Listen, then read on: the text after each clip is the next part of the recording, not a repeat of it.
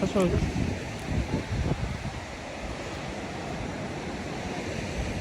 Bugün bizler. Selam dostlar. Bugün bizler foto seçilisi olalım. Bunda yazılmış oldu. Karadeniz'de, İstanbul'da soltüstüğünde bir saat foto seçiliyorduk. İyi deniz hazır. Fotosessiya 2,5 lira, o примерно до $80 çıktı. Fotoalbomмен 300-400 fotomen. Seninle пока sonra diyen karanızlar fotoğrafını обязательно salam. Onda.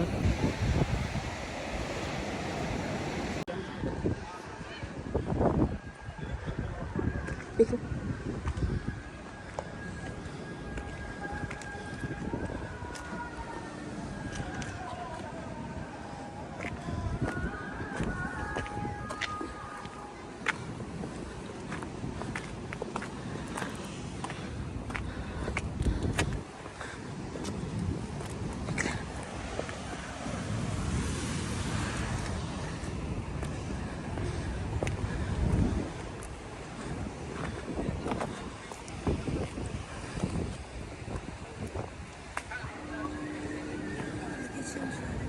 Yavaş geç. Hoppa.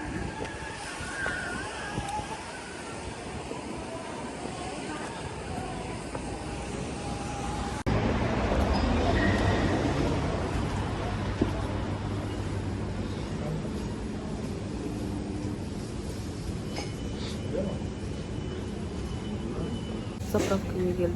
Şu anda iyi gidip bıraktık. Sumuva.